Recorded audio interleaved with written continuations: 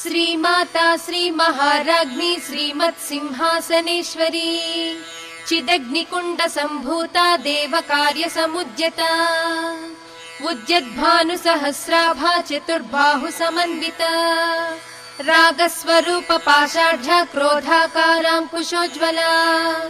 मनोरूपेक्षु कोदण्डा पञ्चतन्मात्र Sayaka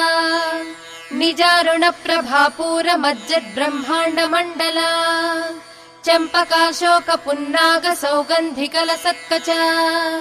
कुरुविन्दमणिश्रेणी कनत्कोटीर मण्डिता